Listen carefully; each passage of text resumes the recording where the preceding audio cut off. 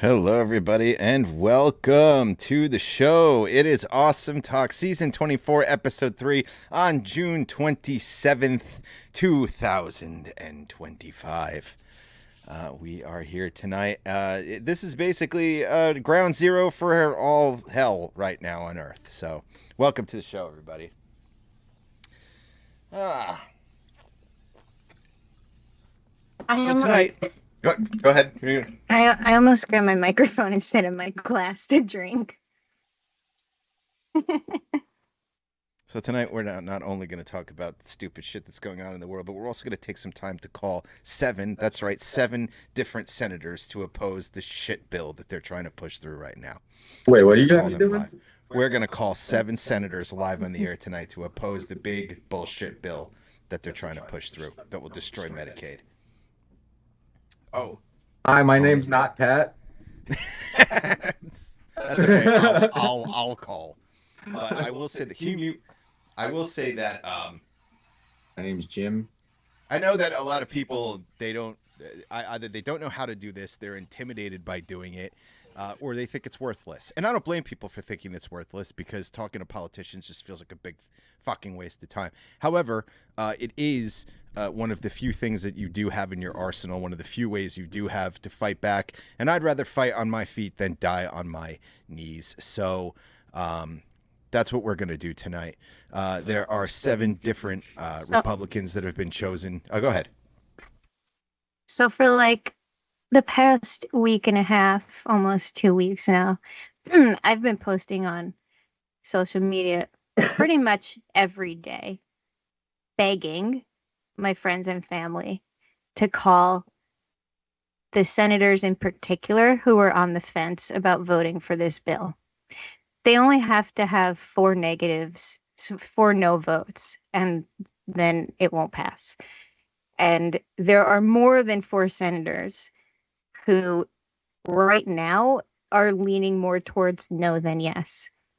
And I'm going to be honest with you. It has been a really hard week because in that time of posting every day, when I say begging, I mean literally begging. I even made a post where I described in graphic detail the way in which I will die from this bill. And no one, out of over 200 friends, quote unquote, no one gave a fuck about it. I know that you're not really on Facebook very much. But I can make a post about a movie. I can make a post about music. I'll get fucking comments left and right.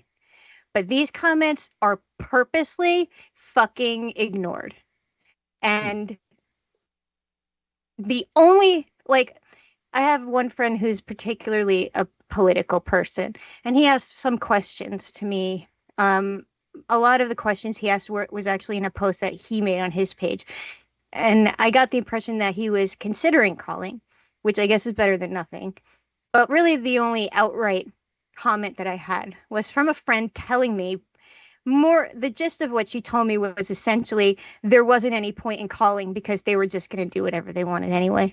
And I couldn't help but think of how utterly fucking privileged it is to not be disabled and just rinse your hands of feeling any responsibility to do anything. If you were going to be killed by rich people and you only had a 0.1% chance of stopping it, would you do it if all you had to do was make some calls? I mean, what if it was your kid? Would you do it then? What if it was your family member? The weird part is it is my family members, and it has just been fucking silence. And it's been so fucked up to think about that I'm considering just leaving Facebook because I'm like, wow, these are all the same people that pretend they're fucking progressive, that complain non-stop about our government, but they will literally not pick up a phone that they carry with them 24 hours a day just to even try to maybe help. And we know that the pressure is working. We know it because all of these the calls that are going in are by like the thousands upon thousands. And you can see them changing certain things in the bill because of it. For example, part of the bill was basically selling off fucking land from like state parks and shit. And that's been changed to some degree because of the amount of pressure being put on them. When they were trying to get rid of the ACA years ago, the thing that stopped them was the amount of pressure from people calling and basically saying, you're never going to be voted for fucking again. This is the end of your job. You might as well say goodbye because you will never have a fucking life in politics after you vote for this. So it's just, to me, I feel like it's a lot of people who think it's not directly going to affect them. So why should I even read this and do anything about it? And this interesting part is that this bill tends to, when you hear about it on the news and stuff, the drastic cuts to Medicaid is the thing that's typically talked about the most. And it's interesting, and I think it's somewhat on purpose because they're playing into able-bodied people's tendency to not give a fuck about disabled people. Because if they talked more about the things that are actually going to affect everybody, those calls would be made. Everybody's health care is going to go up. That affects fucking everyone. Literally, you are going to be spending thousands more a year after this passes. But rich people are going to get millions of dollars directly out of your pockets. And that's not talked about enough because they're banking on the fact that able-bodied people don't give a fuck about disabled people enough to do anything. And I'm happy for the people in my life, the very, very few people that have done that, have called and talked about it with other people to try and get them to understand this is the biggest transfer of wealth in the history of the United States. And it's the biggest, I mean, big is too little of a word to describe how big of a transfer of wealth it actually is. And I can't believe that I have so many friends that fucking hate rich people and how greedy they are, but they wouldn't do the bare minimum to stop rich people from reaching directly into their pockets and pulling out the last scraps of money that they have. It gets rid of, like, basically the reason why this bill is happening the way it is with reconciliation, so that way it cannot be filibustered. And because of that, they decided we're going to put literally every single thing that Trump wants in this one bill. So it's not just like some tax things. It's not just like some Medicaid things. It's just think of how much you love Trump and think of everything he wished he could have if he can have anything. That's what's in this bill. One bill. It is. So it's not just 1,000 pages of the worst things you can think of. And it is going to turn this country into something that we've never seen before. Like, we see pockets of homelessness.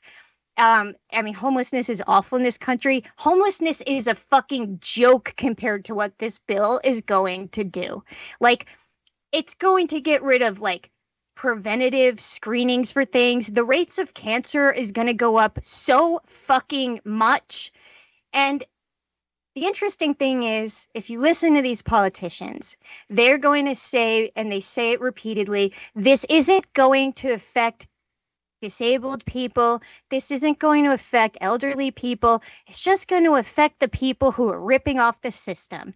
But you want to know where like 90% of Medicaid fraud comes from? It comes from providers. It is not the people on Medicaid. And they are doing fucking nothing to stop that. It's big corporations, like these big corporations that own tons of care homes. That's where Medicaid fraud typically, almost always happens. But we are getting punished for that. It's an excuse. So let me tell you the way that they hide the truth of this situation, because I have been told fucking repeatedly, it's not going to affect disabled people. That's all just spin. That's all just bullshit. Well, those people don't fucking know a goddamn thing about how Medicaid works. So I'm going to break it down so you can understand it. There are two entry points to Medicaid. There's what I call classic Medicaid, which is the type of Medicaid that's always existed. And if you are government disabled, meaning the government has said you are officially disabled, you are eligible for Medicaid. And then there are people that are under a certain amount of income or elderly, and they sometimes are also on Medicaid. And then there is the expansion bill, which came from Obamacare, and it gave states the option to open up their Medicaid to more people that didn't qualify for classic Medicaid. And the fucking Republicans were furious about it. And they have been trying to attack the expansion of Medicaid ever since. So most of this budget bill goes specifically after the expansion and people on the expansion portion. And that's why they keep saying it's not going to affect disabled people. It's not going to affect disabled people because most government disabled people are on classic Medicaid. But the part that they think you're too fucking stupid to realize is that when you look at the numbers, something like almost $1 trillion being taken out of the budget, that's just the budget of Medicaid as a whole. It's not specifically to people on the expansion portion. And the only possible way that a state can make up the difference in those numbers is to take away things that they hilariously think of as extras. Dental care, mental health help, preventative care. But you want to know what the number one thing is that they'll probably take away, because it's where most of the money is? Prescriptions, which means people that are disabled with chronic illnesses like myself will no longer have access to medication in order for states to try and make up the difference in money that the government is no longer putting into Medicaid programs. So that is where it affects the disabled people that these lying scumbags are pretending aren't going to be touched by this. It is all just a word fuck, and they think everybody is too stupid to bother to pay attention to it. And it will, in fact, affect every single one of you unless you're making a couple $100,000 a year. And I don't think I know anybody that is, because rich people don't fuck with poor people. They're too good for us. Which is interesting because they need all of our fucking money. They can't make their fucking own. They just take it off the backs of poor people. They were removing food programs for poor people.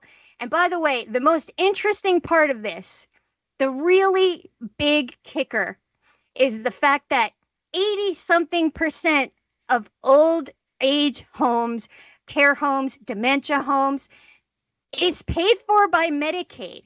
And many, if not all of them, will have to close after the funding is gone. But this is the best part, especially for all the motherfuckers out there who think this is a great idea.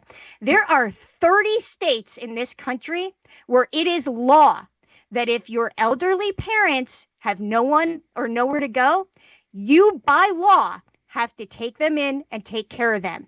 Doesn't matter if you don't have the medical ability to do it. Doesn't matter if you don't have the money to do it. Doesn't matter if you don't have the space for them. You are legally bound to do it.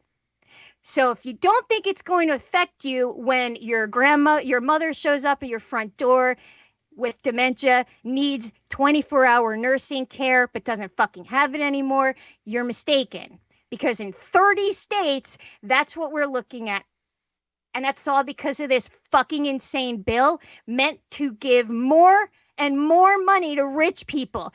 It's people that don't even notice they're getting more money because of how much fucking money they already have.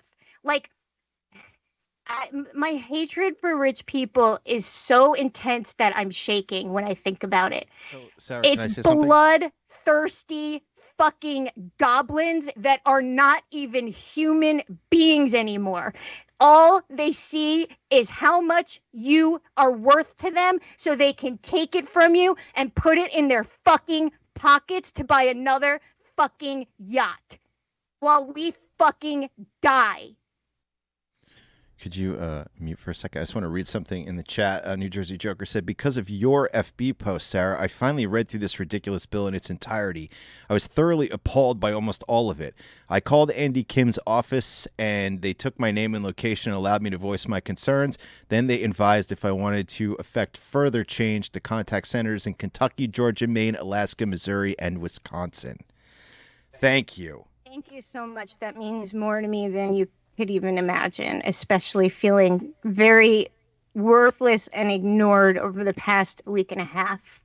And some of the people that you mentioned, the reason why they told you to call those particular senators is because those are the senators who are on the fence. And those are the senators with the power to stop this fucking bill. So should I make a call? Should I make the first call? Yeah, Let's and go. what I'm I don't hoping know- is that anybody watching that has their phone, we made these cards specifically so you would be able to call them. There we go. Making it as easy as possible. Now, I have to be honest with you. I don't know what I'm going to say. I don't have a script here. I just know that this is terrible, and I know it needs to be opposed. So here's the thing. These particular senators are very much against certain things in the bill, but for very different reasons. So don't think like they're doing a good thing. Some of them are against bill. Some of these people have been against the bills because it didn't make enough cuts. Some of them have been against the bill for things that have nothing to do with Medicaid. It sounds nice on the surface, like, oh wow, they're against the bills. Like, that's really great that they're standing up to whatever. Like, some of it has to do with things that aren't so great, you know. But the point is, it doesn't fucking matter why they say no. It doesn't matter to me or my life. It just matters that the bill doesn't fucking happen. So it's important, right, I think, and Rick, I sent you a little card in Dropbox that explained what their problems were with the bills, because I thought it was an important thing to really push. Like, for example, Rand Paul is against it because of raising the debt ceiling. That's his big thing. Not so much about Medicaid. Don't fucking care about all the 50,000 people dying a year because of this bill. That's okay. It's the debt ceiling that he has a problem with. You said you sent it to me in Dropbox. What is it? Where is it? What is it called? I don't see it. It's just a black. It just says screenshot. It's a screenshot's the name of it. And then you have Ron Johnson. He's upset because of the amount of money that's being spent on the border. There's Tillis, which is from North Carolina. I think that Tom Tillis is actually probably the most against this bill right now. He was actually handing out flyers to other senators, warning them of how many people in the districts would be losing medical care. He is very against it at the moment. Then you have Murkowski. She is unhappy with the fact that this is being rushed through so much. Most of the senators have not even fucking read the bill. And I just need to make clear, keep talking, how fucking worthless disabled people feel when they're being told that their lives are being voted on by people that don't even have enough decency to read what they're voting on. They're not even fucking reading it.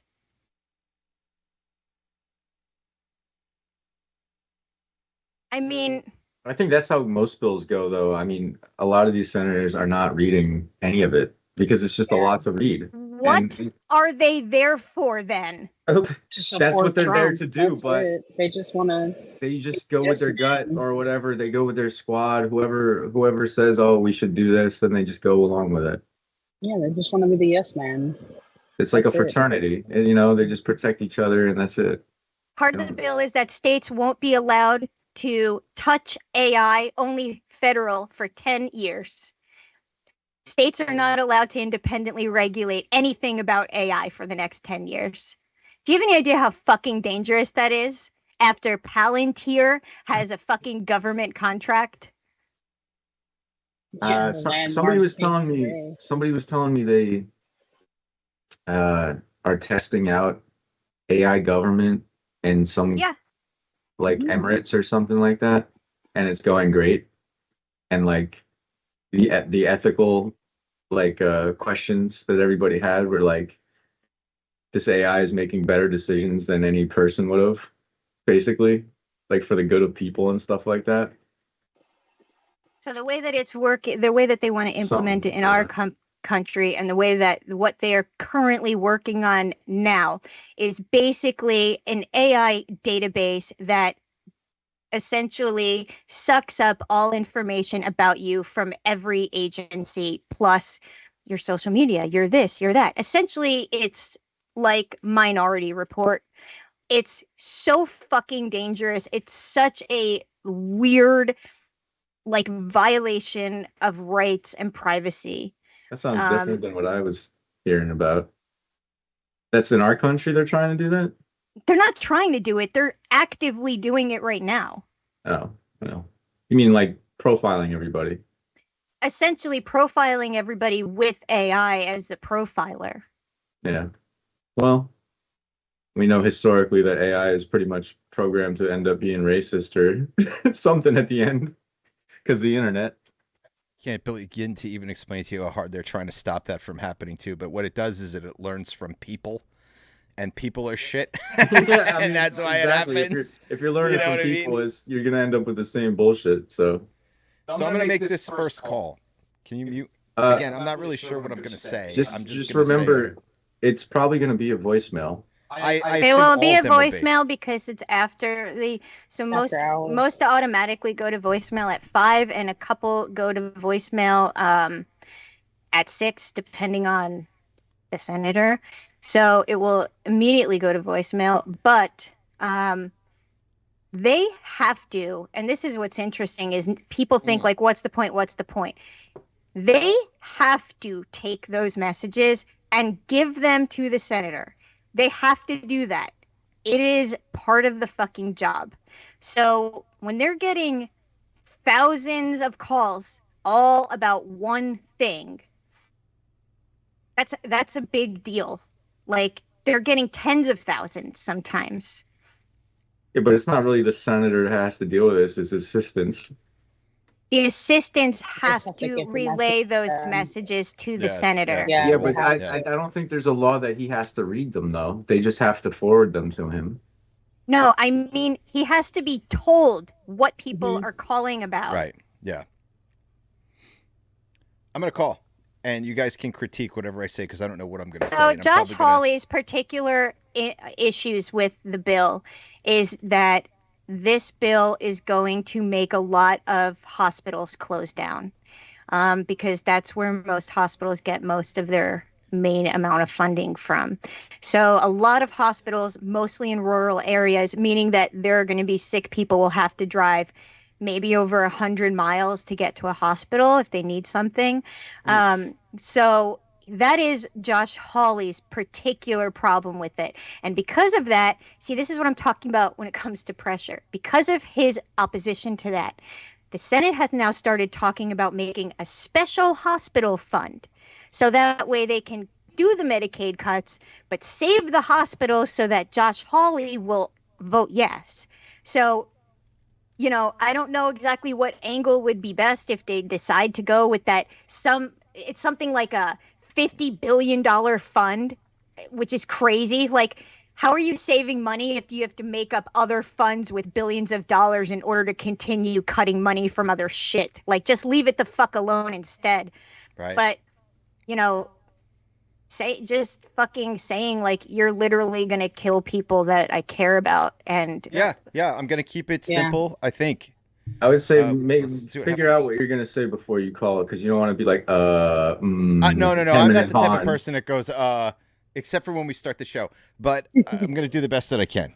All right, here we go. All right. Let's, Good luck. again, you guys can critique me when this is over. I want you to critique me because when we call the next one, maybe I'll be even better.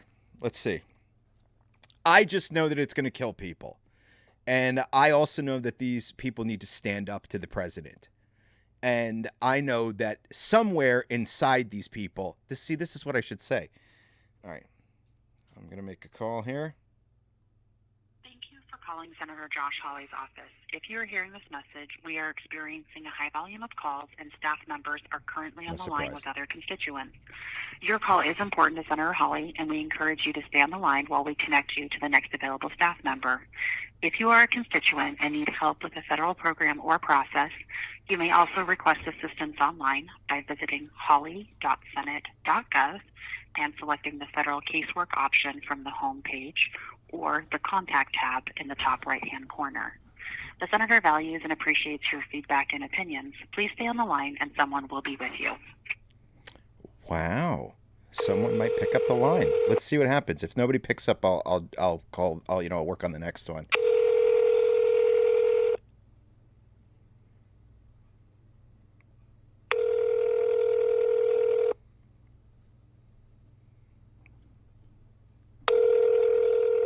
And for all you people watching, like I said, numbers up on the screen. You can feel free to call as well. Thank you for calling Senator Josh Hawley's office. If you are hearing this message, you're either experiencing a high volume of calls and all of our staff members are on the line with other constituents, or you are calling outside of normal business hours. Your call is important to Senator Hawley, Sure. and we encourage you to leave a message or to call back later. Sure. You may also visit hawley.senate.gov to share your opinion about legislation or policy issue, or to request assistance with a federal program or process. Senator Hawley values and appreciates your feedback and opinions. Thank you for calling. Senator Josh Hawley, I am a concerned American citizen who would very much want you, would very much like you to oppose the big, beautiful bill that I think most people are aware of is not beautiful at all. I know people personally who are probably going to die if this passes. Now, when I listen to your outgoing message for this voicemail, it actually makes you sound like a reasonable human being. And I don't know what to think of any of you anymore based on media and the way you conduct yourselves. But I will say that it's going to take quite a spine to stand up to the president and not do this. In fact, some of you would be heroic to a lot of people if you didn't do this. So in a lot of ways, I don't know what you're thinking. I don't know if this is a part of a bigger plan that you've always wanted to initiate. I don't know if you ever got into politics for this reason specifically, but it sounds really twisted and painful. And it's going to hurt a lot of us, and I think you know that. I think that rehashing the facts to you is just getting redundant at this point.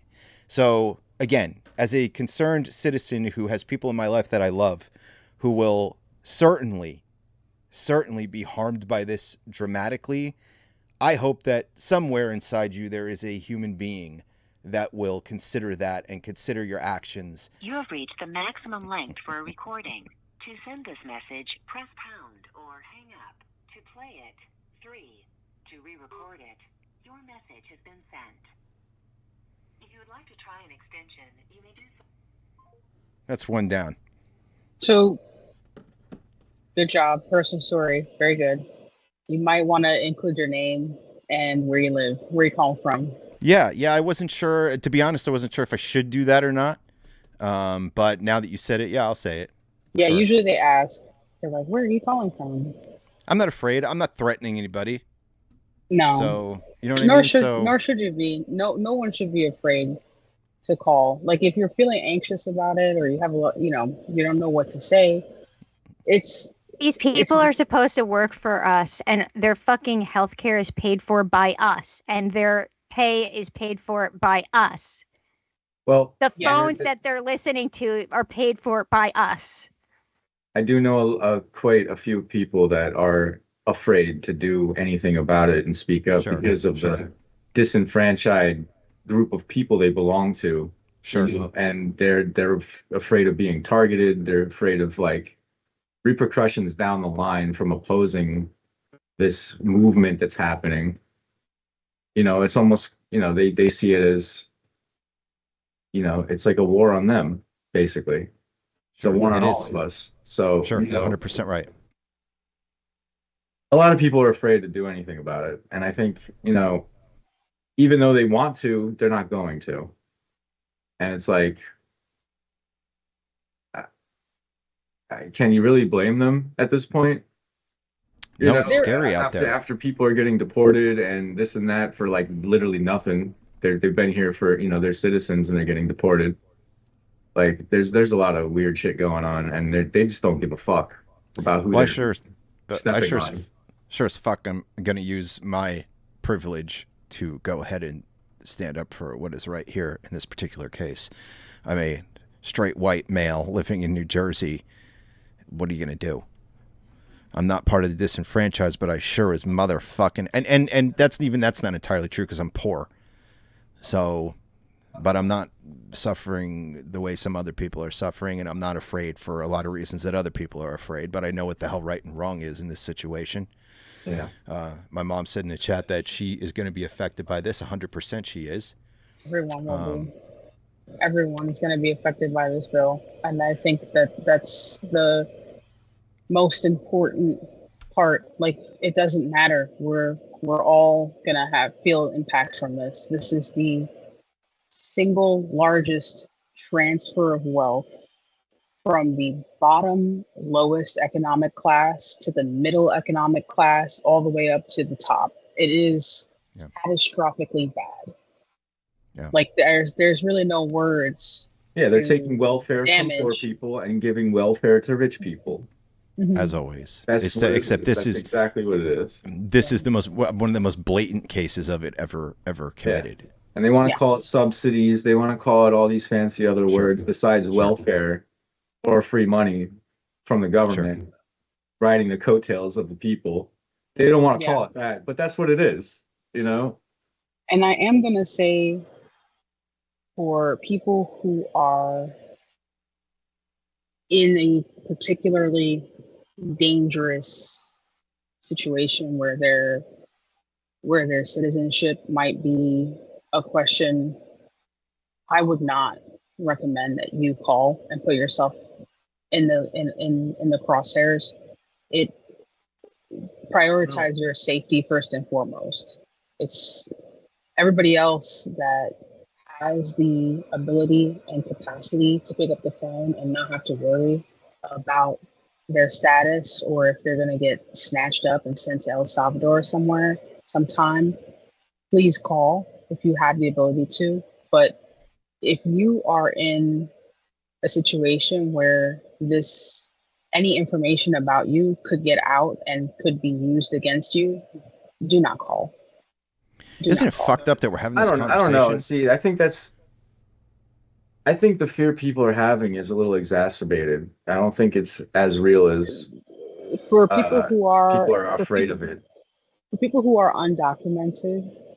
Yeah. Well, undocumented, sure, but if you're a citizen, if you're a naturalized citizen, I wouldn't risk it. There's certain things that if your citizenship, if you were not born here and your citizenship is, if your citizenship is not guaranteed on paper, you got an American passport, please be careful.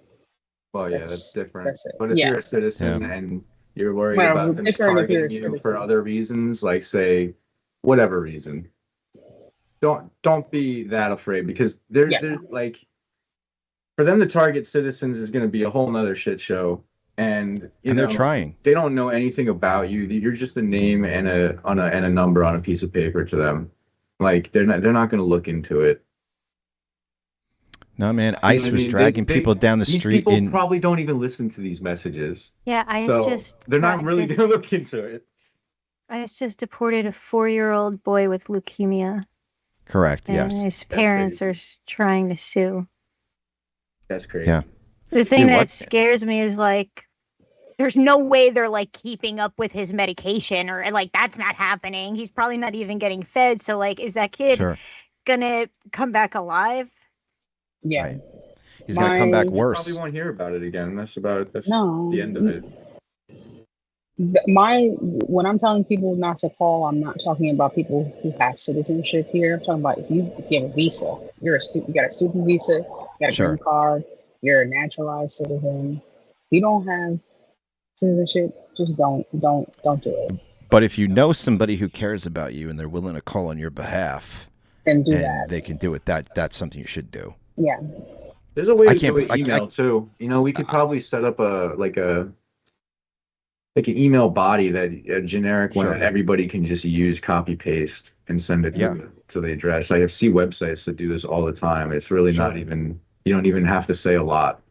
You just have to basically state that you're opposing this certain thing, and There's a lot of ways. you're putting your name behind it. That's There's about a lot it. of ways to get your voice out there, and all of them. I think that we're all conditioned to believe that they all are small, and I think that's on purpose. Yeah.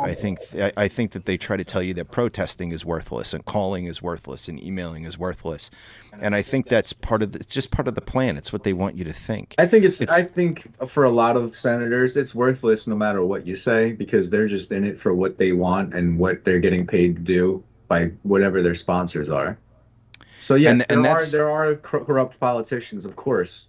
Sure. But there are those small few of politicians that maybe do care and maybe aren't going to just get bought out. And they're also maybe help. I love the fact that it also increases taxes for poor people, but decreases them for rich people. Oh, you want to hear the real fucking kicker? This one was amazing. It just came out today. So they were so income tax on federal workers is something like 4.5%, right? In the bill, I'm listening. I'll be right back. They want to raise their federal worker income tax to 15.5%, except for people in Congress. They're exempt. Just other federal workers have to have the increase. Yep. I think they might be gone now, but they're trying to sell off like millions of acres of public land, and it's crazy. Yep. Yeah, for what? So a company can go drill for oil there or some dumb shit that nobody cares about anymore. That's exactly it. That was also in Like there's literally all the fucking oil in the world in Venezuela. Well, just go use that.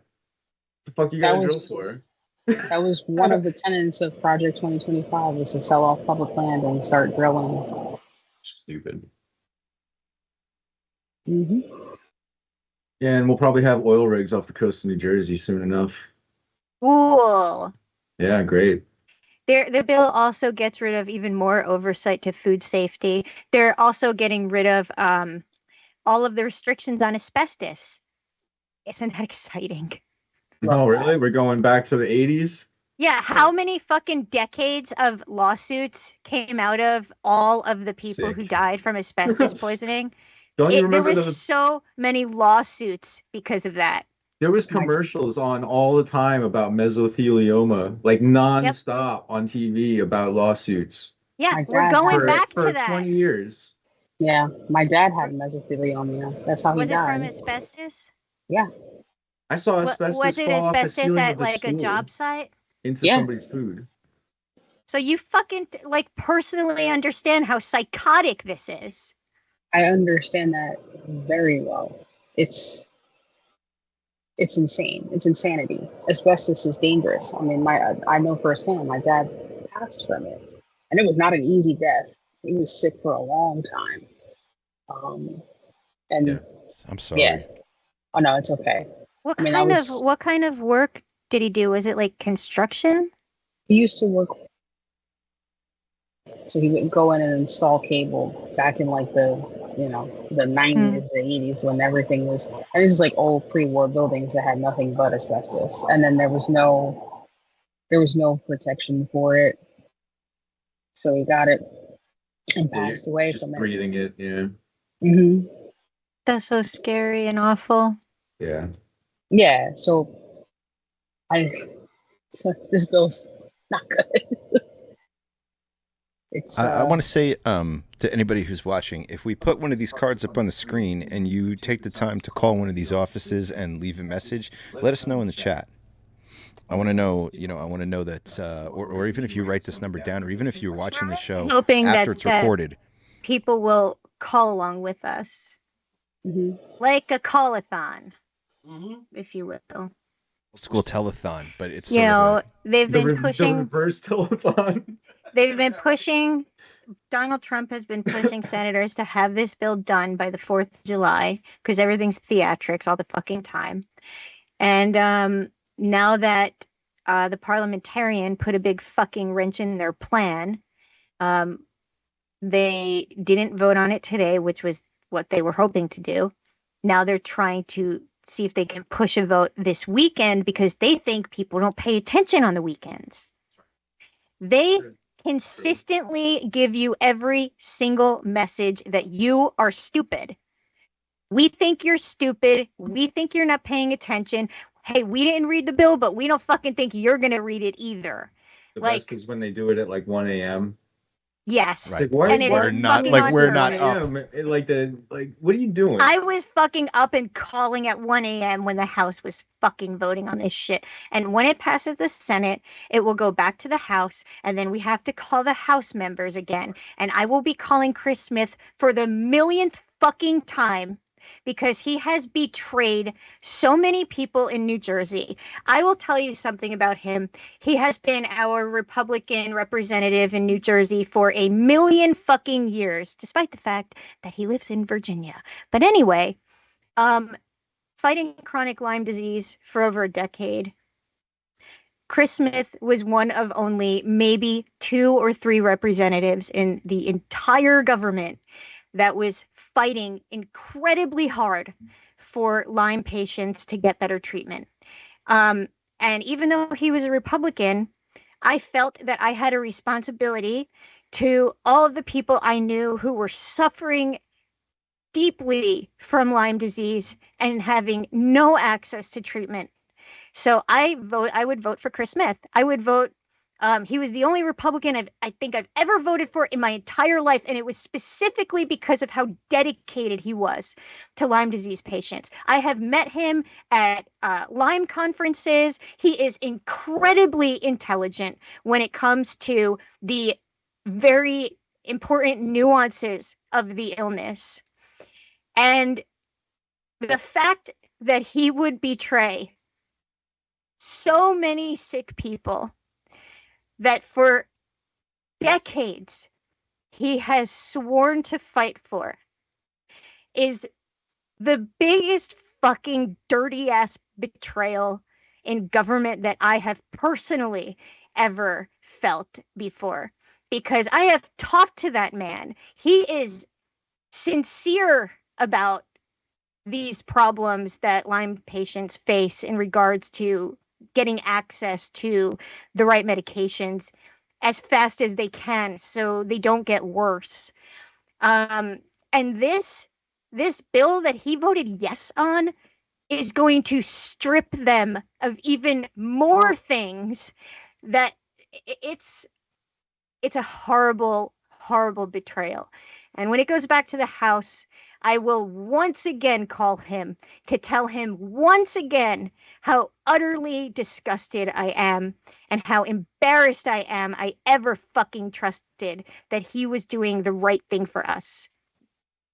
I want to say New Jersey Joker said I have jury duty all week next week, so I plan to just sit there and call and email them all day while I'm there, unless I'm called in for a case. I figure they're only giving me $5 a day. I got to find a way to annoy them for that. Listen, I think we ought to do one more call before I'm tired of looking at Holly's face. Let's pull up the next with his one. He has a very Napoleon Dynamite smile.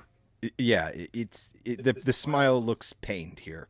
Let's pull up the next one. Senator Lisa Murkowski of Arkansas here. I'm going to go ahead and do this one. So she is, the reason why she is on the fence about the bill are for two reasons. One is she's very uncomfortable with how rushed the process has been, and she is unhappy with the green energy rollbacks that are inside of this bill. You know what? Not because people are going to drop dead, but Here's an idea. Whatever. Since Sarah knows what each senator is like on the fence Rick about, has it too. I'm just reading it too. you should probably it try to incorporate exactly that into the phone call. Yeah, that's why I'm telling it to you, because So I figured like, oh, they another think the same way I do. Exactly. Yeah, that's exactly why I was telling him. New Jersey Joker says he looks constipated. I agree. He's got that Laura Ingraham face going on. Kristen says she's got that 80s power suit on. Dude, straight up, she's got the fucking shoulder pads and everything going here. You know, and I would also suggest... He just says to rip a big one, my mom said. It's going to shit his diaper. Go ahead, Pat. I would also suggest not mentioning anything about their public perception or how you feel about it. I would say appeal to their humanity more than trying to demonize them, because that just makes people defensive and just dismiss whatever you're saying. Yeah, I'm worried about that. It's difficult for me to speak to some of these people because of what the hell they've put us through. I get that. Continuing to put us through. Yeah, and I agree with you 100%. And you got to play the psychology of these fucking douchebags, though. Sure. It's called social engineering. You know. I know. It's social engineering. All right, here we go. I'm gonna call this person here. Again, I never know what's gonna come out of my mouth. I know what the purpose is supposed to be. I know what the point's supposed to be. There's not a single phone call I make that's gonna be perfect. That doesn't mean I don't want the critiques. I want the critiques. I might fuck it up. I don't know, but good luck. Exactly. That's what she just said. She said the whole point is just say don't fucking do this. That's really the major crux of what I'm trying to get to here. Yeah. And for anybody who's watching, here's a senator who's on the fence for some reason.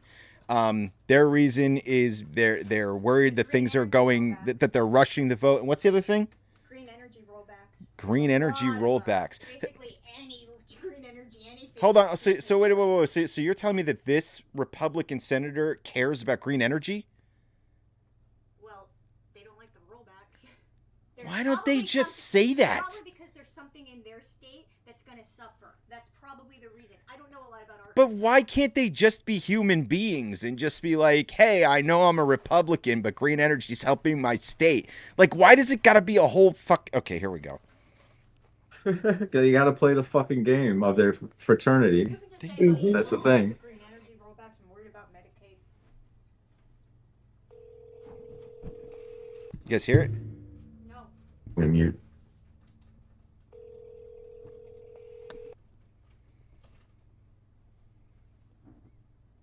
No, we don't hear it. You don't hear ringing? Thank you for calling the Washington, D.C. office Now we of hear it. Senator Lisa Murkowski. Currently, all of our staff are assisting other constituents, or you've reached our office after hours. Please leave a comment for the senator. Thank you. Record your message at the tone. When you are finished, hang up or press pound for more options. Hello, Senator Lisa Murkowski. My name is Rick, and I am from New Jersey, and I host an online show. And we are calling to encourage you to please oppose the big, beautiful bill. We really need to... I don't know how to word this. We really need people to stand up to the president in this case, and I don't really feel like necessarily rehashing all the talking points that have been made is really going to do any good, because I actually think that you already know what they are.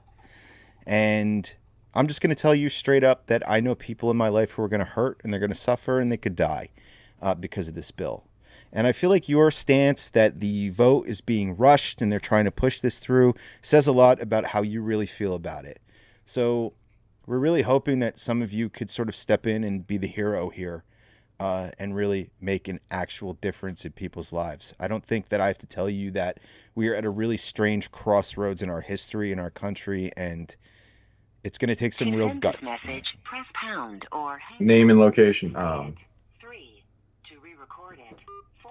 Your message has been sent. If you would like to try and extend... I'm just gonna talk until it runs out.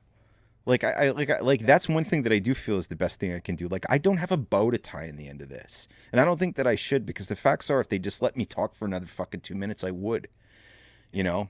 And I feel like in that call I said what I needed to say, and I tried to take your advice. I tried to pull away from the negative thing, and just, but I also feel like I need to express a little bit about how I feel about it. You know what I mean? Yeah. Yeah. I think small, like, you know, more compact, concise. Get your name in there first. Sure. Yeah, this is Rick from New Jersey. You know, whatever. But I also am doing this. Sarah, can you mute? I'm also doing it this way so that the people that are watching, whether you're live or you're watching the recording, it doesn't matter. But, like, I want you to know that there's no perfect way to do this. Yeah. The one thing that you have to do is pick up the phone and call somebody. And again, I'm not saying that I don't... call sound incredibly nervous. My call sound nervous?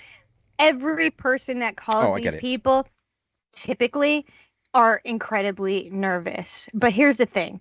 They're not celebrities. They're not impressive people. Yeah, they're just like us, kind of. Yeah, they're just like us, except their healthcare is guaranteed no matter fucking what. So I guess they get to decide if I live or die. So other than those things, they're the same. Should I cut to our break right now, or do you want me to do one more quick call before I do that, Sarah? What do you think? I'm gonna call Susan Collins because okay. And the reason I'm gonna call her is because she's concerned over Medicaid cuts. Let me get her up on the screen. Okay. You going to do that right now, and then we'll take our break? Yeah, I'm not sure how my mic will pick it up, but let's see if it does. I wonder if multiple people can co-sign a call. Be like, I have so-and-so with me. You got to really hold it up to the mic. Everybody mute. The phone up to the microphone, like right to the microphone. Is that it? Is that it? Thank you for calling Senator Collins' Washington, D.C. office. Our office is open on weekdays from 9 a.m. to 6 p.m. We are sorry we were unable to answer your call. If you would like a response, please submit your message through our online contact form on Senator Collins' website, which can be found at collins.senate.gov. From there, click the contact button. If you would like to leave an opinion or concern to be shared with Senator Collins, please press 1. For information on... If you would like to leave an opinion on current issues, please leave a message after the beep. If you would like a response, please leave your full name, phone number, email address, and mailing address.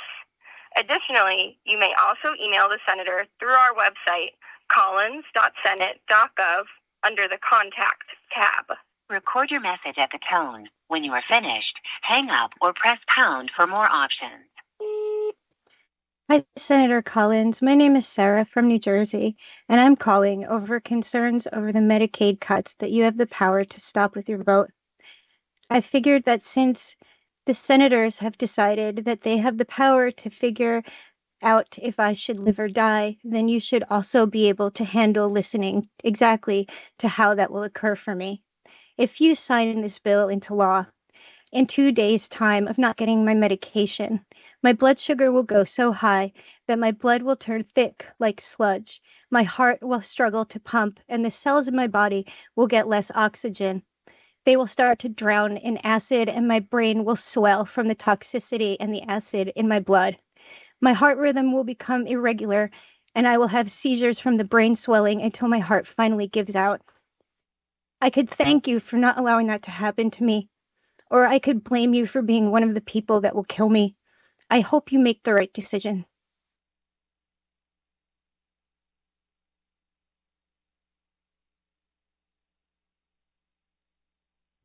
God damn. And there it is. That's as real as it gets. That's definitely real. That's as real as it gets. I'm going to cut to our 5-minute break, okay, you guys? I need all of y'all on... Actually, you know what? I'll just mute you guys manually here. so that we don't have any accidents.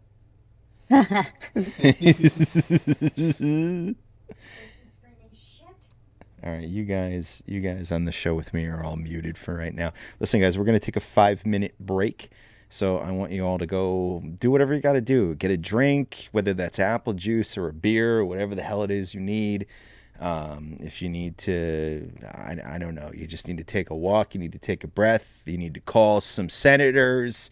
That's good. You need to smoke a bong. I don't give a shit. Do whatever you got to do to make life good for yourself. And we'll be back in 5 minutes to continue tonight's role of calling senators. So we'll be right back in 5 minutes.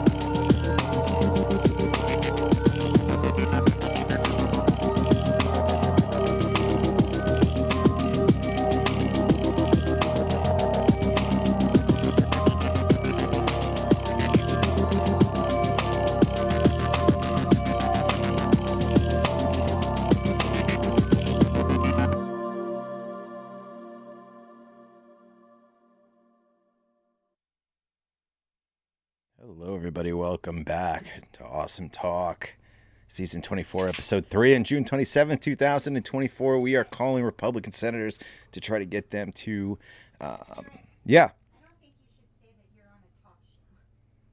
Oh, all right. Well, I won't say that then. Okay. Get them to have a little humanity. Imperfect phone calls. You know, they're all imperfect. I should say I'm a teacher. That's true. You should. You should say you're a professor, actually. Because technically that's your... You were an English professor. How more American can you get? I know, right? English, not Spanish. Right. But I will say, man, my Spanish students, they work harder than everybody, than all my students. They give a shit on a level that I'm not talking bad about my other students. I'm straight up with my students, man. If they're fucking up, I tell them. Oh, I get it, dude. It's nice to have students that want to learn. That's the point. That's the point I'm trying to make, Pat. When you have students who want to learn, who desire to learn. Dude, I've tried who understand the opportunity that they're given. Yeah. It makes such a fucking difference. You know what I mean? And when I teach, man, it doesn't matter what I'm teaching either. Like, it doesn't matter what level of English I'm teaching. Like, I want my students to learn something about the value of being alive when I teach. And that matters too. And a lot of those students who start off very privileged, they end my class with a totally different view of the world. And that's what I hope for. That's what I strive for. I think that's more important than teaching gerunds sometimes. You're one of those woke teachers? Pushing your agenda on the kids? Dude, right? Shit. But if that's what I am, then that's what I am. But I'm also I also got to be the fucking nastiest, most filthy mouth fucking woke there version of woke there is, you know, like. Yeah. No, I get that. Teachers should be concerned about this too, because they want to set up private school vouchers. Yeah. Okay. Oh, yeah. Yeah. Diverting. That's a good point. So if you're a teacher and you care about your students, your school's going to see a lot of cuts. That's right. Let me move away from Susan Collins here and let's pull up the next one. This one's a little bit of a rock star here in comparison to a lot of people that we have. You guys will recognize him, even if you don't know politics that well. Senator Rand Paul of Kentucky. And when I was a lot younger, I actually liked his father a lot, Ron Paul. And I still to this day don't think there's any comparison between Ron and Rand. In fact, I actually wonder what their Thanksgiving dinner must be like when they sit down, because I feel like they're so different from one another. Which is weird, because I thought Rand Paul would sort of pick up his father's view of the world a little bit more. Dude, I was like 100% sure Rand Paul was like an old guy. No, he's not an old. I mean, he's getting there. No, I mean, like, I thought he was like old with gray hair. No, Rand Paul is he's one of the most confusing of politicians to me, because he's one of the few that occasionally says something where I'm like, yeah, of fucking course. And then he'll say some whack ass shit that I'm like, dude, like, you're so close to getting it. Like, you're so close to getting it, but you just it's that libertarian thing. You know what I mean? Like, libertarians sometimes, depending on what part of the libertarian spectrum they're on, sometimes they're so close to understanding, but they just got that Republican seasoning all over them that fucking destroys it. The Republican seasoning. You know what I mean? Like, they're just Republican bait. Let's see, New Jersey, he's Bernie Light, and Bernie Light's not good enough for me. Joker, like I don't know if I agree with that comment entirely, but I just don't. I just don't. It's just not good enough. Bernie is like Bernie Light at this point. Bernie. I don't know what happened. I feel bad for whatever they did to him, man. Bernie's had some dips in recent years where I've been like, dude, what the fuck are you doing? You need to fucking get your shit together. Yeah. But I will also say that on the tour that he's been on recently, a lot of the things that he's said have been spot on 100%. I feel like he has taken the gloves off completely. I feel like he's saying all the shit that needs to be said about global politics. I'll leave it at that. Maybe some shit that should have been said 2 years ago, but at least he's saying it now.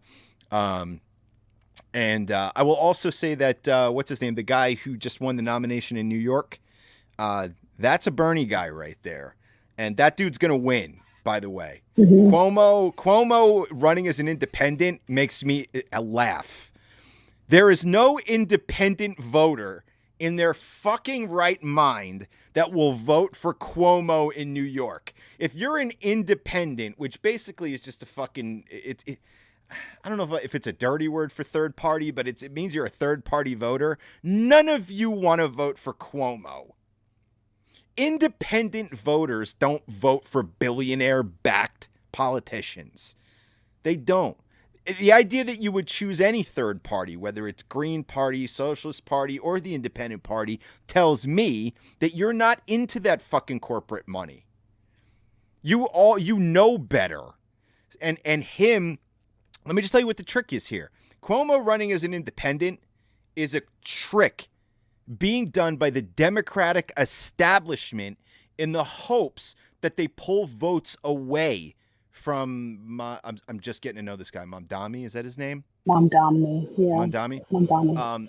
Their hope is that they're going to pull votes away because it's in their interest. It's in Democrats as an establishment, as a billionaire-backed establishment, have more to gain from a Republican winning than that guy winning. Okay? And if you don't believe me, just follow the fucking money. Always follow the money. They tried to impeach Trump this fucking weekend, and 129 Democrats voted against it after going on TV and talking about what a fucking menace he is. Hakeem Jeffries, his second biggest fucking donor is BlackRock. His third biggest donor is Lockheed Martin. Gee, I wonder why they'd be opposed to that. And most of my friends who are on the left, which is mostly most people that I know, their hearts are all in the right place. But we've got to get the hell away from these fucking corporate parties. They're cooked. They're done. A corporate Democrat is just Republican light beer at this point. You're not wrong about that, man. You know what I'm saying? They're playing the same game. They're playing the same game. They're just your Republicans kill you fast, and establishment Democrats just kill you more slowly. Or they just tell you they're not killing you. Republicans are like, no, we're killing you. Right? Yeah, they're straight no, up. we're blatant about it. They hide it. And I'm sorry. I feel that way, man. But it's just. I've watched it happen. I've been alive for 46 years. Every year has been worse than the next. And yes, we've had presidents that have done better, have made us feel better. But let me just give you some fucking knowledge here. Barack Obama, dude, he deported 3 million people. He drone fucking bombed more civilians than any president ever. That's a problem for me, man. And Obamacare was not the fucking savior it was supposed to be. That's not what anyone asked for. Barack Did Obama. It help people? Dude, I know people it helped. I know someone whose life was saved by Obamacare, but it was still not what we asked for. It was a diet version of something that should just be obvious to us. If Romney got it through, it probably would have been more Republicans probably would have voted for it. It was a bipartisan bill. I liked Romney. I'm sorry. Did you? Again, I'm sorry. I didn't like her or hate him. I just I think it's funny that it was their fucking healthcare plan, and then as soon as the black guy got it, nobody wanted to do it anymore. Right. It's like, what happened America. there? Welcome to America, 100%. Hey, and then they were like, no, Obamacare, we're not going to touch that. Right. Right. Because it was called Romney Care at first. But I'm telling, but Romney would have worked. Like, the thing I liked about Romney was he talked about his religion, right? And in the same sentence, he would say, but it's not my job to force my beliefs on anybody else. And most Republicans don't talk like that. They talk like it's my job to force what I think on everybody. And they have a lot of ways of doing it. But Romney, and then when Romney felt like he was too old for government anymore, he's like, well, maybe I'm a little too old for this. It's time to step out of the way. It's like, bro, I wish you hadn't stepped out of the way because your party is crazy right now, man. And you wore magic underwear and you were saner than all of that. I forgot about that. He's a Mormon or some shit, right? Yeah, for real. Oh shit, the magic underwear. All right, let's call Rand Paul. Unless anybody else here on the show wants to do it.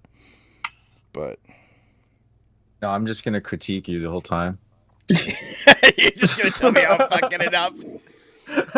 Rand Paul is so what's Rand Paul actually affiliate? Is he libertarian? He's a Republican. Yeah, he is, but he's not really.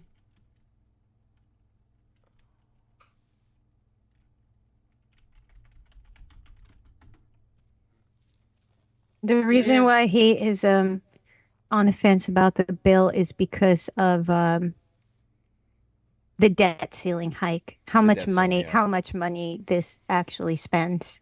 Yeah, I'd be like, you know what? I agree with you 100% that the debt ceiling is going to be screwed with this. Yeah, I mean we're talking about trillions of dollars here, man. Just make them think that they have good thoughts about stuff. Mm-hmm. All right. Let's see. Rand Paul strongly opposed, citing concern about the debt ceiling. Okay, let's go. Anybody who's watching there, if you make any of these calls, like I said, we're putting these people up on the screen and we're putting their phone numbers up on the screen so that you can see it and you can call with us. I feel like Rick, I feel like it's valuable that you're a teacher, and I feel like that matters. I mean, Yeah, Rick from New Jersey, English professor, blah, blah, blah, and then go into it. Sure. And Scott, I feel like being former military, I feel like also, again, it's that's huge. It's somewhat a more powerful voice than just a random person with a chronic illness. They clearly don't give a fuck about us. So, like, but I would you to the side. They don't want to listen. I will say that your last message was really amazing. Okay, let's go ahead. So, like, please, and everybody, just call along with us because and again, the more man, the merrier. Part of the reason I'm doing this is and I just want to say in one of our other chats, Tom Tillis is on our list, so we're calling him tonight. So don't think that we're not. Your mom. See, I don't know. All right, so let's go with Rand Paul. Rand Paul's probably one of the biggest rock stars on this list when it comes to politics. I don't know what I'm gonna say. Here we go.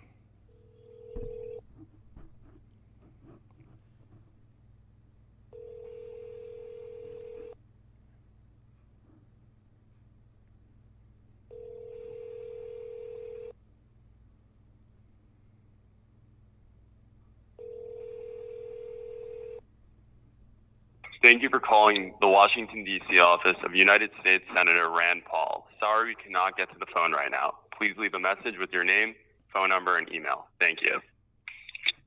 Record your message at the tone. When you are finished, hang up or press pound for more options.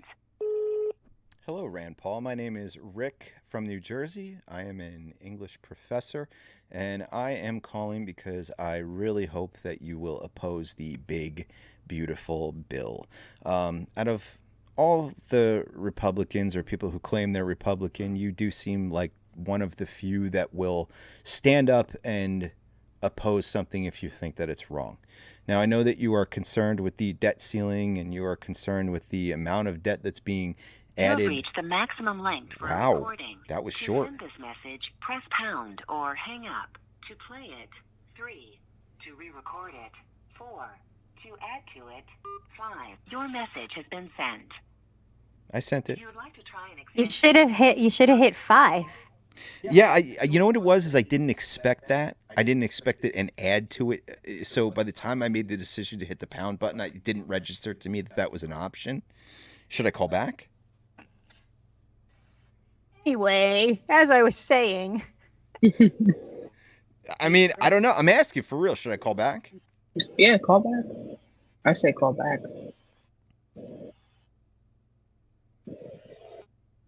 If you think you should, then do it. Yeah, I mean, use your gut. Yeah.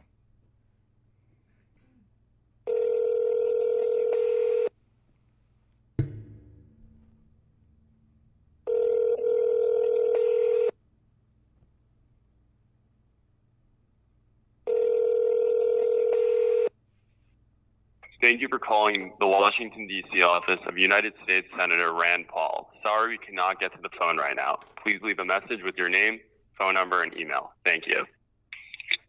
Record your message at the tone. When you are finished, hang up or press pound for more options. Hi, Rand Paul. This is Rick from New Jersey, an English professor. I just called a few minutes ago and got cut off. Anyway, I just wanted to make a point that I really want you to oppose the big, beautiful bill. I have people in my life who are going to die if it passes. And I think that you're probably one of the few Republicans who are different than the rest of your colleagues. And I really hope that I really hope the reason for opposing it is more than just a problem with the debt ceiling.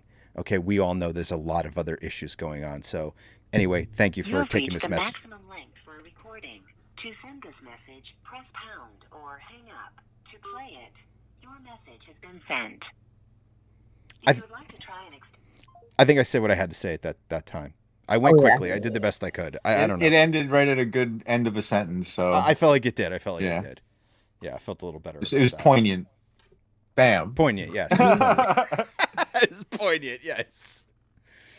So anyway, if you call, folks, I want you to let us know in the chat that you called. I see you and everybody. I see people in our chats all over. Thank you so much. Thank you so much for watching. And if you're new here, please do me a favor and follow us. If you subscribe to us, that's awesome. That's like a whole other level of support that we get. So thank you so much for that. There's also, what else is there? Pat, what is there? Bits? People could throw bits at us? He just laughs at me. I don't know. I don't know how that works. Yeah, probably. I don't know how it works, but yeah, do that. Okay. Yeah, you can throw some bits at us. Throw some bits. I don't know. So I'm gonna move on to the next one. So we've got Tillis. So he is against the he's against this, or maybe against it. He's very concerned about Medicaid cuts and about hospital funding. Here's the interesting thing. Even if they make a separate hospital fund in order to try and prevent hospitals from closing, it does not change the fact that a significant amount of patients will no longer be going to the hospital because they don't have health care to do it. So hospitals will lose money whether they make a fund or they don't. They are still going to lose patients, which means they are going to lose staff. There's going to be so much firing when it comes to the healthcare sector. I mean, there's going to be nurses out of jobs all over the place. And no hospital fund is going to stop that from happening because it's just a patch. It's not going to fix this as a long-term solution by any means. So, the other interesting thing is that originally this bill was not supposed to take effect for a pretty long time from now. They wanted to rush it and make it start much sooner, but they were clever to make sure that it doesn't start impacting people till right after the elections. And the only reason they would do that is if they knew it was going to hurt people. If it was going to be great the way that our president keeps saying, they would want to put it in tomorrow because they know that everybody's going to get reelected because they fucking love what's happening.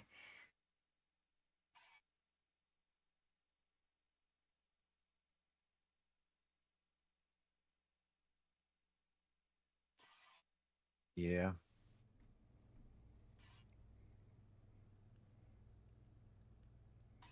Who's up next? North Carolina. Tom Tillis. He is really probably the most out of every of the senators that is concerned about the Medicaid cuts, as far as what I've read and seen. All right. Yeah, I read something today about him. Can you mute? I read something today about him being really concerned about that. So at least he's concerned about the right thing. At least it's not some sociopathic worry about, I don't know, man. Like, why is that everybody's first concern? That people are going to get hurt.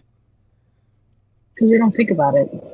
It's every man for themselves in this fucking country. Pull yourself up by your bootstraps, which is physically The reason impossible. why You know, all is that dumb because shit. disabled people are always seen as a drain and a burden, and this is a eugenics bill with a different name. Right. They Right. know we will die. They want us to die. It's like I don't know how much more obvious it has to be, but that's just the truth of it. Yeah. Yeah. 1% of the population from COVID wasn't enough. Yep. Right. And yeah, and then they put mask bans in because they want to ensure that even the people who are smart enough to continue wearing them or desperately need to, fuck them too. Like, Right. it's eugenics. Like, it's fucking eugenics. I don't even know what else to say about it. Disabled people are always the first to go in right. any government like this. They're always the first to be sacrificed. You know, when it comes to the Holocaust, which is brought up all the time, everybody learned about what happened to the Jewish population.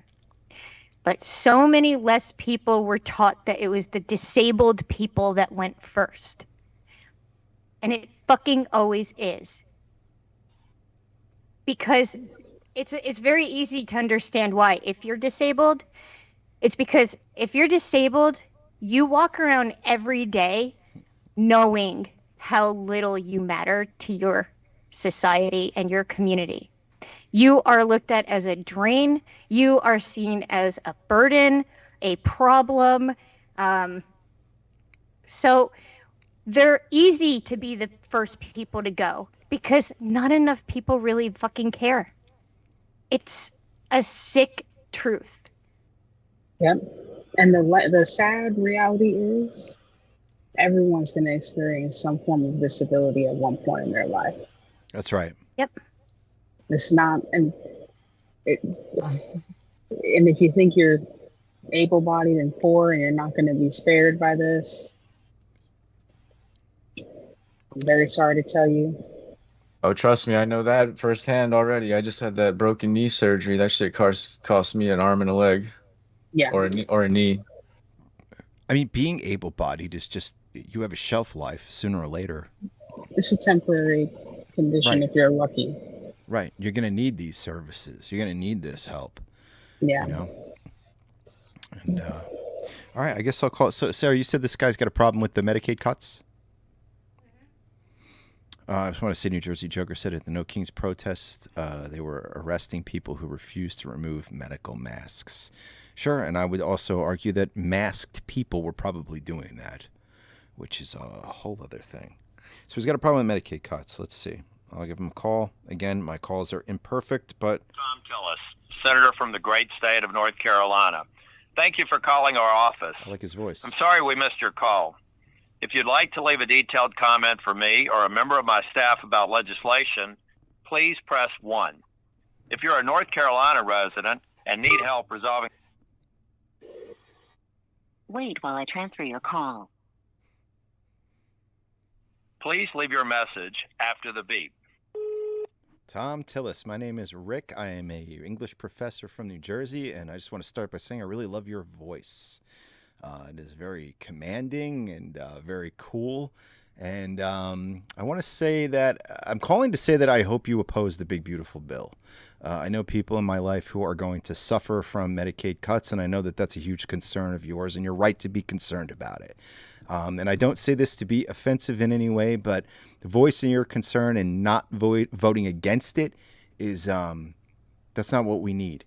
If you're concerned about it, we need you to stand with what you know is right. We need you to stand up to bullies.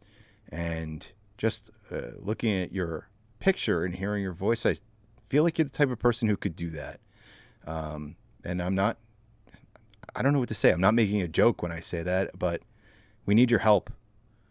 We need you to stand up and do what's right. We need heroes right now. And to send this message, press pound. it's fine. Or I'm fine with it. to play it, re-record it. 4. To add to it. 5. Me To too. discard it. It was 6. good. Message has been sent. If you would like I have no shame in that message. I thought that was right. I was trying to be nice. I was trying to get into it, nicely, and then, But what I said makes sense. At the We do beginning need sounded heroes. like you were pulling up next to him at a bar a little bit. I'm okay with it. Okay with it. I appreciate a good voice. But if you're gonna leave an outgoing message, if you're gonna leave an outgoing message like that, you're gonna sound assertive. Then I expect you to be assertive when you're in government too.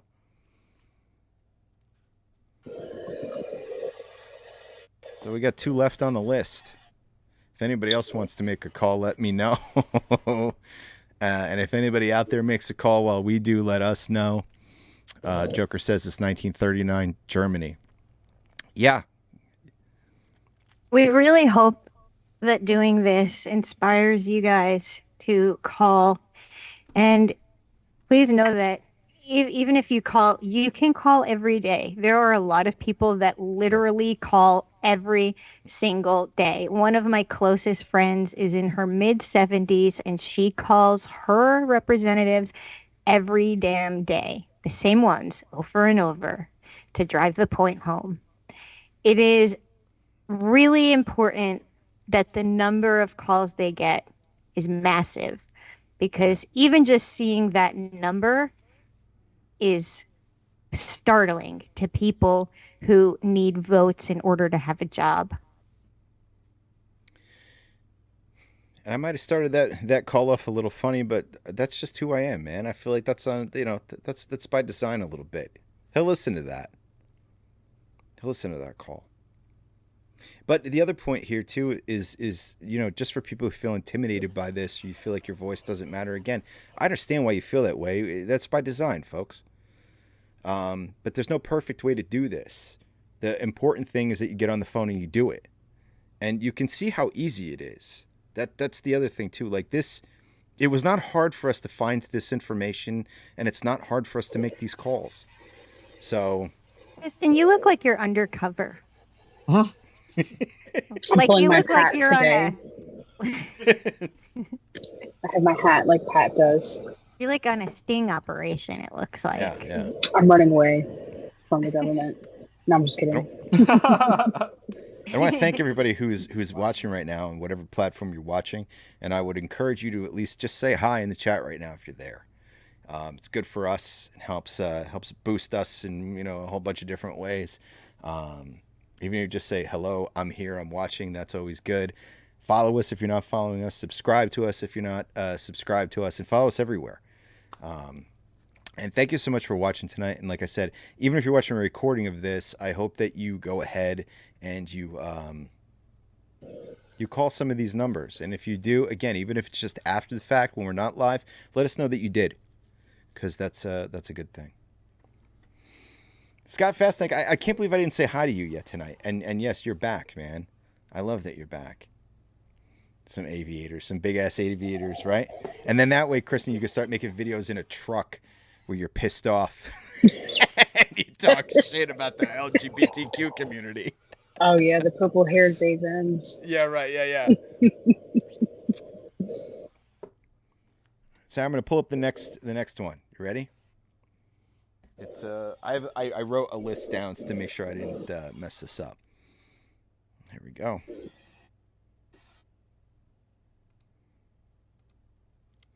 Senator Ron Johnson. Now, I know this guy, but I don't know why I know this guy. Like personally? No, not personally, but Oh. I recognize him. Like, I recognize his Doesn't he face. look like he would be a dentist in like a small community, and everybody knows him because he's the only dentist in town? It looks That's like what he he should be in looks a like. nursing home. I hate to say it.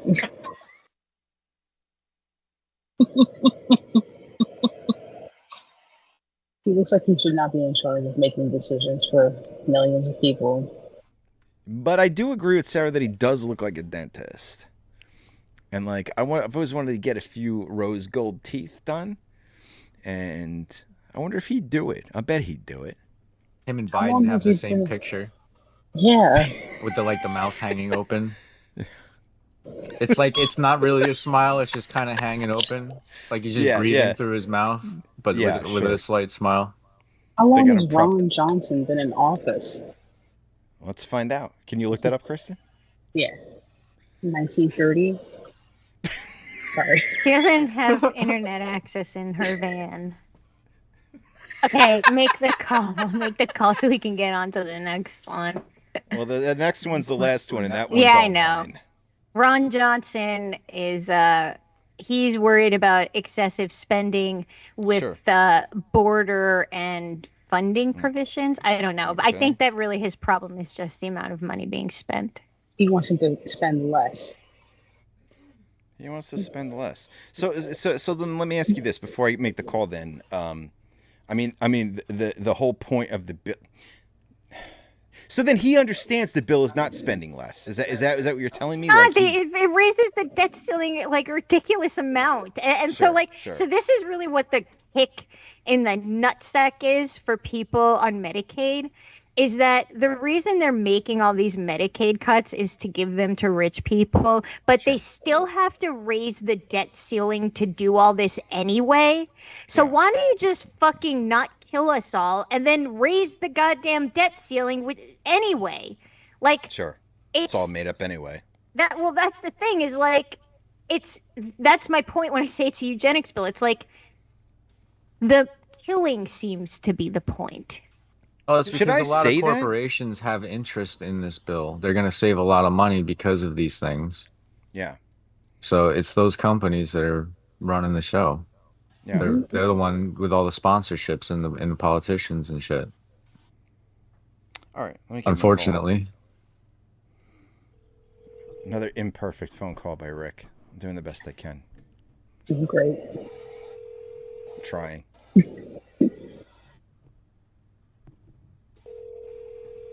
I never called Wisconsin on purpose.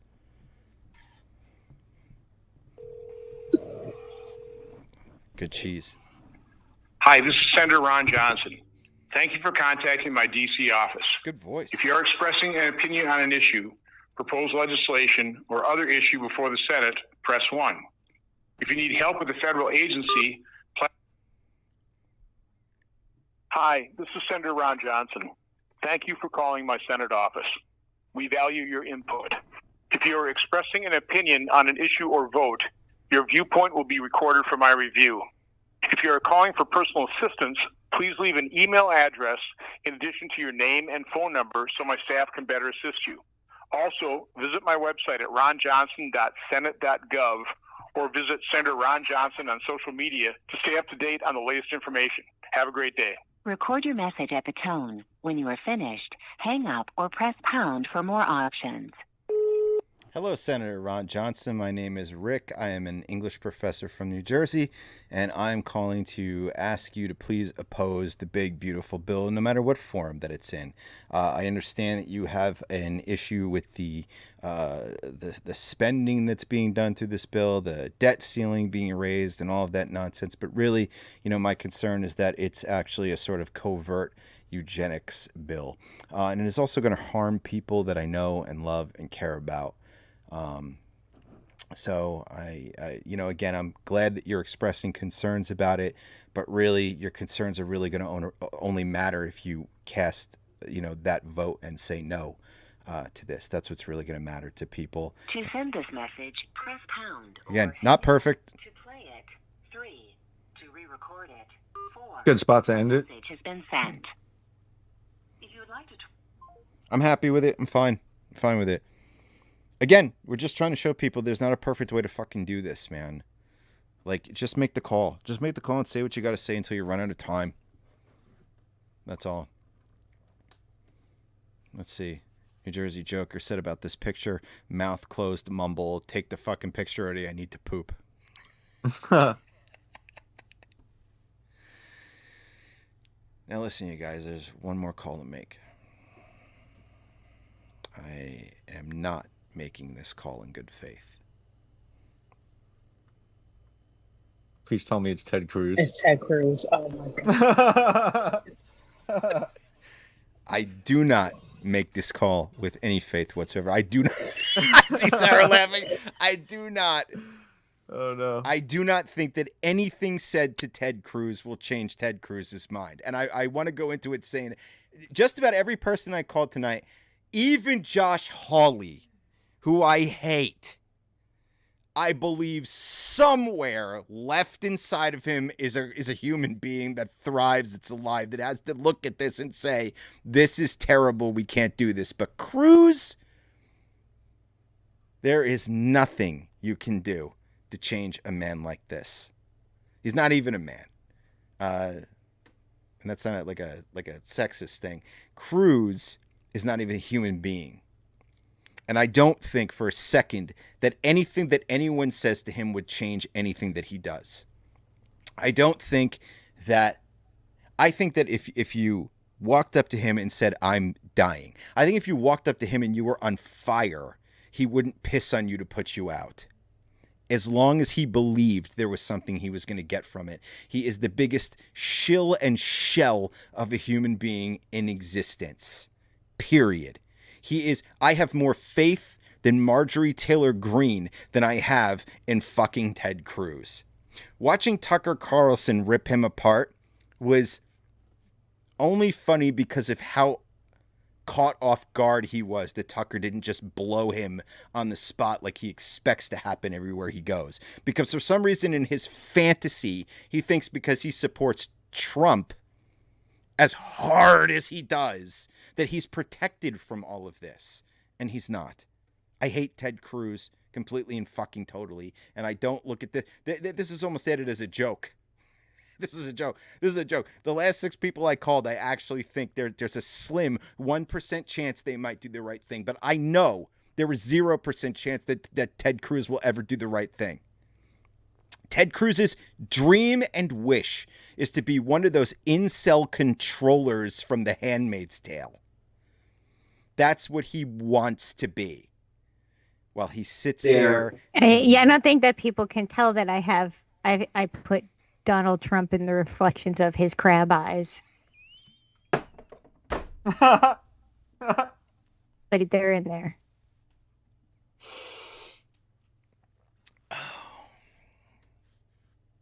Brad Cruz. I love your eye for detail. So much. Very punny. Don't expect me to handle this call the way I've handled the others. Well, don't be like I know. Justin said he would end up on a list if he called Ted Cruz. Don't be one of those. Tell him that you have zero faith in him to make the right decision. I will tell him that. And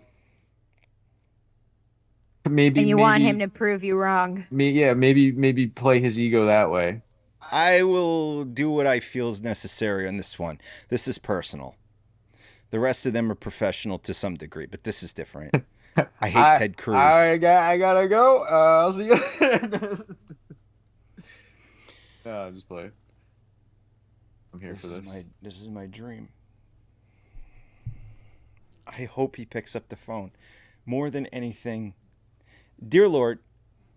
It's just his cell phone number they give out because no one ever calls him. He just rolls over on the side of the bed to pick it up. And he's like, ugh. It's like, hello? Who is this? Yellow. Who's this? He probably said yellow. Oh, man, those people that say yellow. Ugh, Jesus. That's the whole thing you have to deal with. And when he talks about being on the phone, he does this. So I was on the phone. Does he speak Spanish? I doubt it. I'm sure if he understands it, he would never want anyone to hear him because he speaks American. Yeah, he speaks American, goddammit. We need to call him in Spanish. His pronouns are burgers, pizza, and Miller Lite. Oh my God, yeah, Kristen's right. Kristen should call him in Kristen should call him in Spanish. Because there's nothing more alarming than when your mom calls you and she's speaking to you not in English, she's speaking to you in Spanish, and you know it's real. You know it's serious. You're in trouble. Mm-hmm. Yeah. Well, again, you get the chancla through the phone. Oh yeah. Mira, Scott, hijo del diablo. Yeah, no. Scott Fastnick said Cruz reminds me of a penguin. Yeah, if a penguin was an evil boss. Okay. Can he go live on an iceberg then? And maybe he's like the captain from How I Met Your Mother, and he answers ahoy. Oh, I could see that too. Oh, so I have Go ahead. I can say this now. So I matched with someone on Hinge who is going to be affected by this bill is pretty well too. They're immunocompromised, and they texted them and said what we're doing. They said, "Can you please tell them, leave a message from me, let them know they're little bitches." Just say that. That's it. No, they're little bitches. Yeah, I don't know if that's enough to get you on a list, though. The sad part is that really you have to be nice. Like, can you be nice in a shitty way? I mean, I've been nice in shitty ways be before. Nice when it's worth it to be. Ted Cruz has no soul.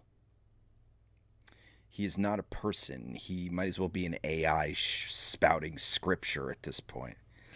Can you please use the word cruise in various ways throughout your talk? Like, can you be like, listen, I know you're cruising towards voting a yes on this, but can we... Can we cruise toward a no? How many cruise puns can we think of real quick? Oh my God, please. You know what? I should ask AI. I don't know. I'm just going to let my mind go on this one. Like I just have to read this to you because it's going to be great. Go ahead. Sorry, I bumped the mic again. Send that no like a cruise missile.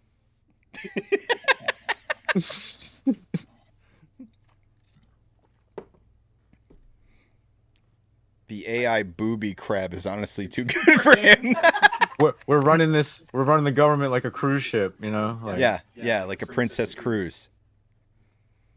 Look at him, his crab boobies. You ever seen a crab lactate? I never have. This is what booby crab is too good for him. That's not AI. I made the booby crab. It was handcrafted. There's nothing AI about it. Anyway, this is what AI came up with. Hello, this is a message for Senator Cruz, and yes, this is a critical cruise control moment. I'm calling to urge him to vote no on the so-called One Big Beautiful Bill. Senator, I hope you'll navigate carefully through this legislation because from what I've seen, this bill is headed straight for an iceberg. Medicaid cuts? That's not smooth sailing for Texans. It's tossing families overboard without a life vest. Even if Congress tries to throw hospitals a little emergency dinghy of funding, it won't keep them afloat if people can't cruise into care in the first place. No coverage equals no care. And when rural hospitals go under, so do entire communities. I'm asking you to drop anchor and change course.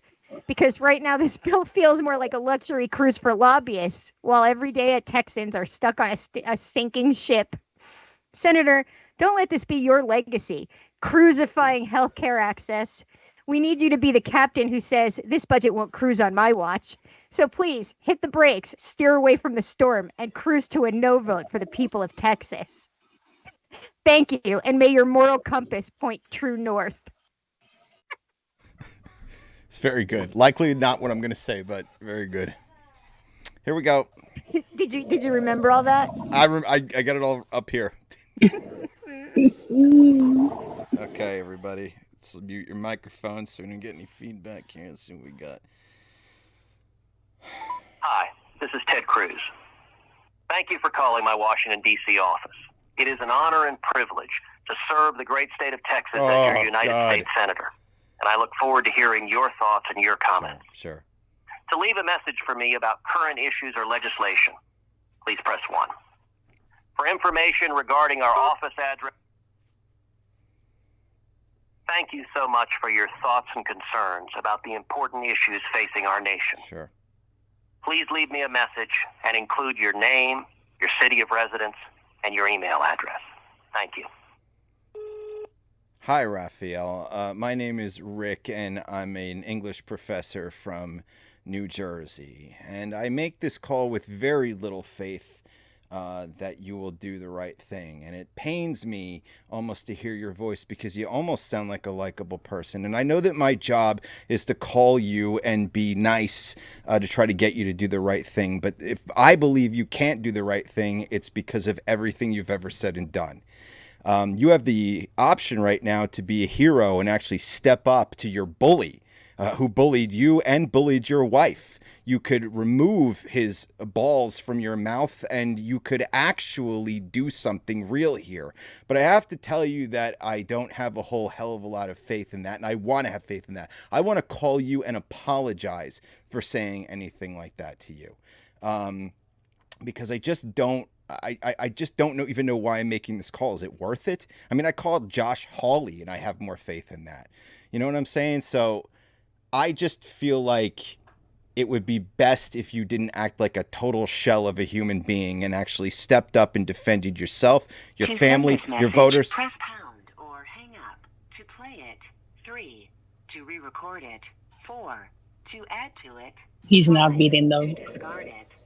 6. Record your message at the tone, then press pound. So I'm just going to continue here from where I left off just to tell you that I want you to do the right thing. I really do. I don't like this. I don't like calling and feeling like I don't like a person this much. But that interview with Tucker Carlson should have showed you, like, hey, maybe you're not really doing the best you can. I think the maximum length for a recording. To send this message, press pound or hang up. To play it, 3. Your message has been sent. If you would like to try an extension, you may do.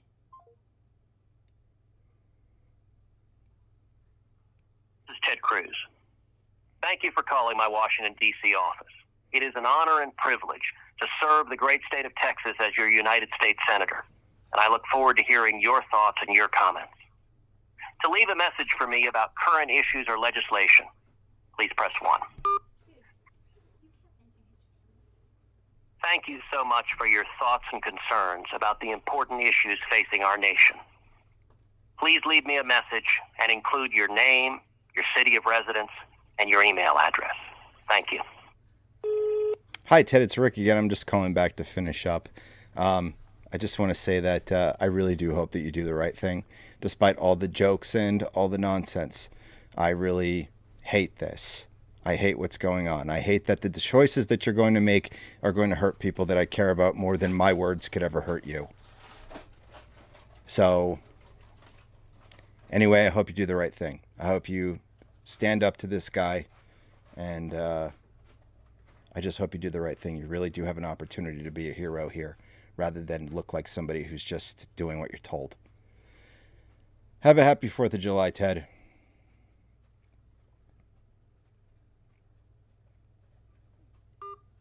To send this message, press pound or hang up. Your message has been sent. If you would like to try. So there it is. That was quite a roller coaster. Yeah, well. Holy shit. The Raphael killed me right away. I don't like him. And I have every reason not to like him. Everything that he's ever done or said has been terrible. Like, what do you do? I'm allowed to tell him I don't like him. I'm allowed to tell him that I feel like everything he's doing is hurting people. And I also feel like it's my job to tell him that he has an opportunity to not do that. You know? I don't like how much I hate Ted Cruz. Because he's a person with authority. He's a person in government. He's a person that could make change. And instead of doing that, he chooses to be who he is. And that's a problem. Because I think he might be a sociopath. And I don't like when sociopaths are in positions of power. Like Mike Lee, for example. You know, we had those assassinations recently, and Mike Lee goes on Twitter and turns it into a fucking joke. That's not cool. That really says something about who you are as a person. That's terrible. But whatever. I'm not threatening anybody.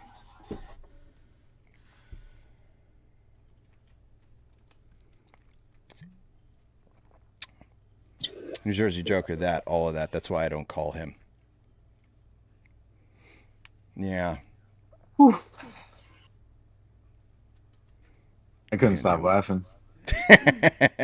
Yeah, when I saw Pat fall out after you said Raphael. Let's see, New Jersey Joker. I have zero chill. Rick was saintly compared to what I would say if I was confronted with that awful man. He's terrible. He is. Like I don't do the tweets that I do just as a joke. It's because he is dangerous. Because he has no guts. And you can't sit in a position of power with no guts. Because you hurt people. So, whatever. I'm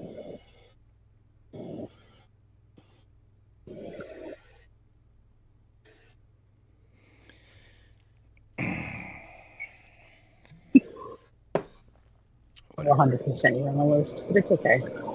I don't care. I'm already there anyway. If I were you, I'd learn how to make pupusas. Because they definitely going to send you to El Salvador. A pupusa. Oh. Salvadorian.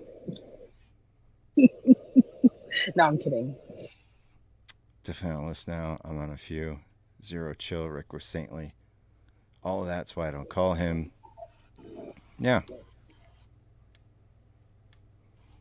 But I'm serious, though. The last few people that I called, I have some faith that they might do the right thing. But Ted Cruz just has illustrated over and over again that he will not do the right thing. He doesn't care. He might as well be just a robot that just repeats scripture. I mean, even if this bill doesn't get passed, I think we shouldn't let this energy go away because they want to get this done. They want to push these horrible things through. Yeah. So this is going to be a continual uphill battle for the next 4 years. Yeah. So we got to keep that energy. Keep calling your senators. Keep telling them, and vote. Vote in November. Because we could crush a lot of this shit immediately. Yeah, and if you're a New Jersey resident, definitely vote for governor. Yeah. Because this governor's election is going to impact us. And that feels really split again too. Mm-hmm. And I just don't understand why it does. It just blows my mind that it is split the way that it is. It seems like it's pretty obvious right now that it shouldn't be. I'm not saying that the Democrats are always putting up the best candidates, but I just don't get it. I just don't get what people are looking at or what they think is about to happen to where they think that voting for Jack Citarelli is a good idea. Yeah, I mean, Mickey Sherrill is, or I should say was, my representative. Mm-hmm. I've met her. She's really nice. Oh, you met her? Yeah. She came to Morristown a few times. She's spoken to Morristown a few times. I remember when she first won, she took out Rodney Freelandheisen, which was a big deal. And that was a very historic election. She knows what she's doing. Is she a perfect candidate? Not by any means, but she's probably the best option that we have. Yeah.